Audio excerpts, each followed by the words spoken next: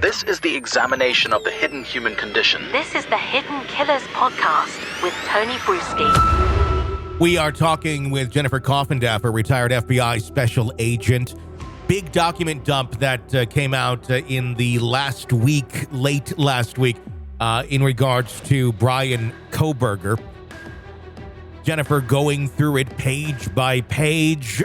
You are always very good at this and good at finding little breadcrumbs of evidence. What have you discovered thus far in your research of this new documents that have come out in the Kohberger case?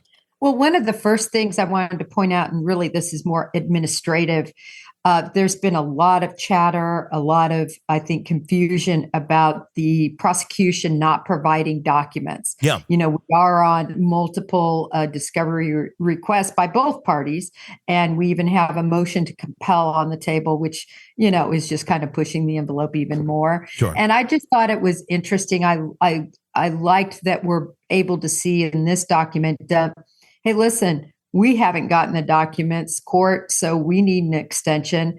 And I think that is a situation that didn't just exist with this. Maybe we're just seeing it.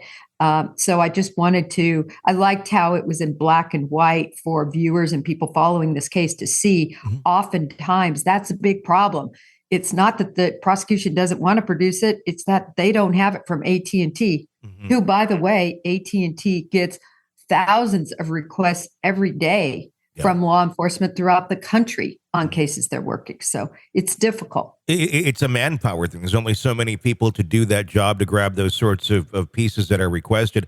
And I imagine, do they prioritize one request over another, or is it first come, first serve for something like that?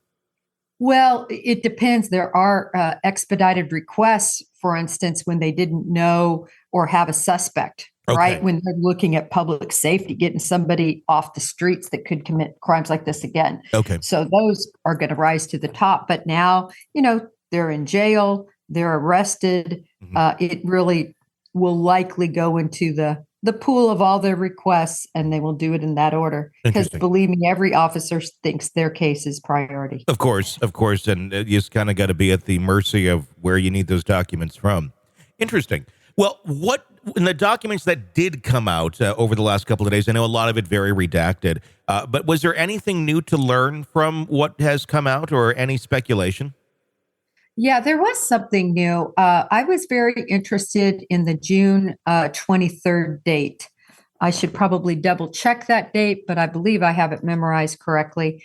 And there's a very specific reason that they are now reaching back compared to their previous requests. So their previous requests focused on August 1st as the sort of the start date of what they were concerned about. Now we're going back on Snapchat and on AT&T to quite a precise date of June 23rd, 2022. Why? There's a reason. Whenever I see this sort of specificity, mm-hmm. And back in the day when I did a subpoena or search warrants based on very specific date, it's because there's a specific thing I know. There's mm-hmm. something that I've been told or understand took place in and around that date or time frame. So this is, to me, very significant as an investigator. Why the 23rd? It's not even June 1st. Yeah. It's not June 30th. It's June 23rd. So they have a nugget that they're searching for in that time frame, and very interested in what they've heard or discovered that they want to support or corroborate. Now, June 23rd, what is in the evidence? What is in those documents that points to that date? And do you have any speculation as to what it may be about?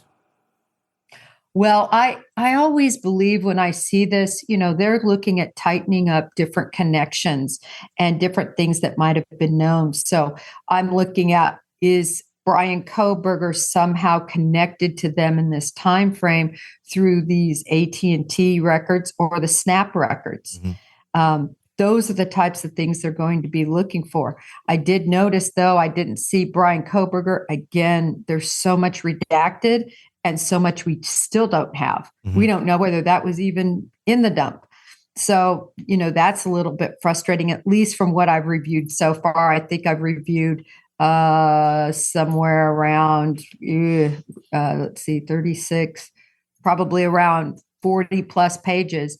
I haven't gotten through it all, but I find that that's what they'd be looking for, Tony. And then also conversations amongst each other. Anything, did they see things around that time? Did they think somebody was following them? Did they have concern? Recall early on, there was concern. Remember, there was a store owner who talked about overhearing them talk about somebody following them, but I don't know if you remember that. Yeah, I do. Yeah. And so, are they trying to corroborate possible surveillance that was on them at that time, coordinated with different timeframes that they're coming to know about? The probable cause affidavit, again, it's hard to really explain what a snapshot that is. I look at it and I say, I'm able to see 5% of all the evidence that these investigators see. Yeah. And we're trying to make heads or tails out of this little bit of evidence. But this tells you they are on the, there's something specifically they're looking for. And the more and more that kind of comes out on these other pieces, sometimes it then brings to light other pieces on the original affidavit that maybe we didn't quite have context for or understanding. And then suddenly those pieces come together. This is an examination of the hidden human condition. This is the Hidden Killers Podcast. The Hidden Killers Podcast. With Tony Brueski. Jennifer Coffindaffer, retired FBI special agent, thank you so much for your insight into this. We'll be talking with Jennifer all throughout the week, more on Kohberger and some of the other cases as well. So press subscribe so you don't miss any of those conversations. My name is Tony Brueski.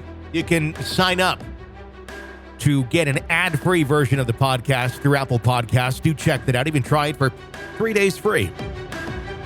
Follow me on Twitter at TonyBPod. Stay with us.